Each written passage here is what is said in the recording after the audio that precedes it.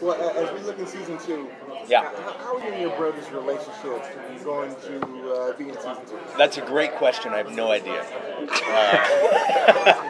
No, I'm like really anxious to find out how all these things develop, right?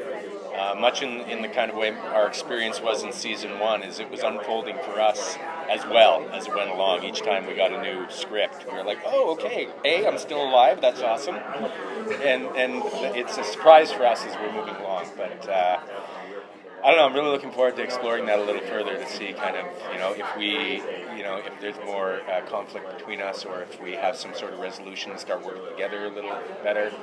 Because as we left it at the end of season 1, not sure where Peter lies, right? Like, if that betrayal has a longer game to it, or what, and I have no idea. So I'm jonesing to find out about that for sure. So are you in production now? We start August 11th, I believe we go to camera. Yeah, so we're in Montreal August 4th, and we start.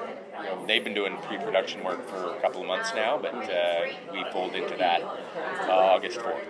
Yeah. So a couple of weeks now. Yeah, jonesing to get going now. How is the time in the makeup chair and like being a vector? How's that? It's a little meditative after a while, because there were a couple of states last year. There was when I was sick, and then when after what I called the 20 vectors 1 cup scene, I become kind of super vector and king vector kind of thing. That was about a 3-hour process to get in, and then about an hour and a half to get out of it, with like 4 people working with mineral oils on me. But I liked it, it's just kind of relax a bit. And that team of makeup artists, they're a bunch of awesome people, so we became friends, and it was a nice time to just spend with some pretty awesome artists. Yeah, can't complain. As you said that you guys didn't really know what was going on until you got the next script. Yeah. So, as a process and as an actor, is that like fun for you, or is it a little bit daunting? It's a bit of both. I mean, in my process, I like to know a lot about where my character's being. I don't really need to know too much where we're going, so that it can remain kind of fresh. But at the same time, I have to know where kind of to fit into the story. That's important. So finding balance between that's good. But in this one, more than any other project I've worked on, it's a little more faith that things are going to unfold for me. And it's very in the moment, and it is a little daunting, right? Because there were a couple of times when we'd be shooting in like episode 13, and a scene would come up, and I'm like, oh, okay, so how does that? And then, okay, that lines up with the way I played. It's a little new information that informs my past a bit that I didn't know about. But the writers are tight enough that it all lined up, which is great. So I learned to trust that. Will you have any input in your character? Yeah, we do. Steve, who's over there, Steven Maeda, our showrunner, he's really open. That writer's room down in LA, they're very open to our input. To a point, like they're the writers, and I really think it's important that the actor is sort of the king of the character, right? Like I know Peter more than anybody else would, and that's my job. But where Peter fits into the grand scheme of things, that's the writer's job, And finding that balance between the two, where I can help them inform the character, only to that point. And then then I'm going to be getting in the way if I start thinking I'm a writer on this. I think roles are very, very important in a collaborative process, to know them and to know what our limits are. But they've been really open to any input I've had and a dialogue about it. Yeah, so it's been great.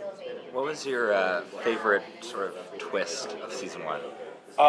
Or surprise? My favorite surprise of season 1, I think, was the immortality. That twist for me, it just kind of jumped it up to another level, and the stakes are completely different now, right? Like we go from something being, even though the potential of the virus spreading is global. Now we start talking about something beyond just any kind of global implication. It becomes a lot bigger, it becomes a lot more interesting, and all of a sudden all the possibilities are huge. So that was my favorite twist in terms of the broad storylines. The most surprising twist to me was Peter's betrayal. Like, I only learned about that when I was reading episode 13. You know, I thought, oh, okay. And that's one of the points I was talking about where I'm like, oh, okay, so everything I've been doing, you know, and seeing how that all fit into that reality. And that's where it freaked me out a bit when I was like, oh my God, because I didn't know that, but it all lined up perfectly in terms of, like, it meshed with what I felt about my character, you know, so, and that was sort of my favorite little personal twist with my character. The immortality is pretty cool. So do you think they purposefully don't tell you stuff before cons so you don't accidentally spill the beans? That's a good idea, because we're not a reliable lot. No, I think they're. Well, I think that's part of it, right? Because that's kind of the gold in this medium, right? You kind of blow the secret; it ruins it for everyone. But also, I think they kind of set down some broad strokes, and like they did last year in talking with a lot of the writers and Steve, they played off what we were bringing to it as well, you know, so they left it loose enough to be able to kind of follow storylines that emerged in the shooting of each episode. And I think that's a process that really lends to that collaborative kind of element and allows a dialogue between the actors and the other creative. It really makes it a team effort. So I think it's a bit of both. I think it's a bit of like kind of holding it close just to be sure, but also to kind of keep it fresh for everyone and allow it to breathe. Can you give an example of one of those collaborative moments, like something you know someone brought that wasn't there originally? Well, I know that Peter wasn't supposed to necessarily survive, you know, and that was something. And where we ended up going with him, they just found some interesting material that grew out of the relationship between Alan and Peter, and they start seeing oh, okay, this is something we can explore a little further, you know. So that's one definitely that grew out of it. Doreen, you know, I don't think they were expecting people to kind of love her as much as they did, so that was kind of a surprise to them. And she was born to die, you know. That character was definitely, you know, from the get-go. Steve has said this, that Doreen was born to die. She was going to be the heartbreaker. And they didn't expect people to love her as much, do you know what I mean? And so Kat Lemieux had brought a different kind of humanity to that character and a different humor to that character than they had expected. And they kind of ran with that. I think it broke people's hearts a little more, but it was one of those collaborative kind of efforts that Kat brought something to the role that they had not envisioned. Is there a little bit of Peter in your personality?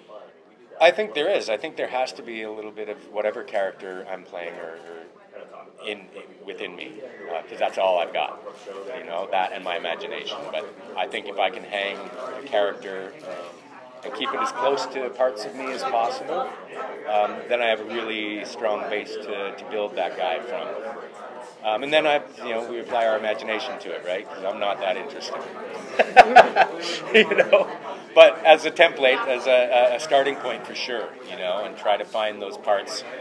And depending on the role, like last year, there are parts of Peter that, you know, maybe are a part of me that are a liability in my personal life that I can sort of explore through this character in a safe environment. You know, use my powers for good, not evil. Something like that. Yeah. Now, I know you don't know, but what would your interpretation be on where you think the love triangle between Julia, Peter, and Alan is going to take us in season 2? I have absolutely no idea. I don't know, man. I really don't know. I can tell you what I hope. I mean, I hope that we explore that a bit, and I hope that it causes a significant amount of conflict and makes things difficult. That's what I hope, because I just find that's interesting. And knowing kind of how Helix goes, we don't seem to get the easy resolution to any situation. So I'm kind of hoping it really gets a little ugly, you know. That's why I hope.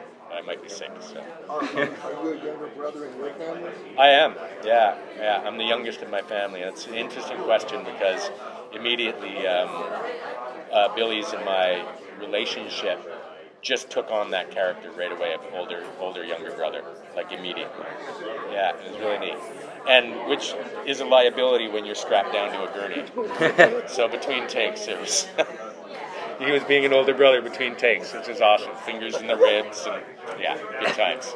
Yeah. But it really, it's I really enjoyed exploring that because he's a really sensitive guy, Billy. You know, so and he's really available.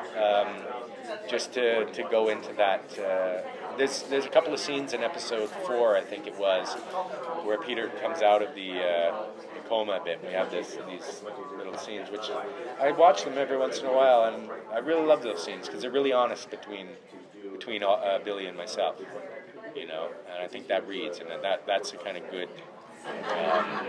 It's really indicative of the relationship that Billy and I have. You know, like I really feel he's there for me.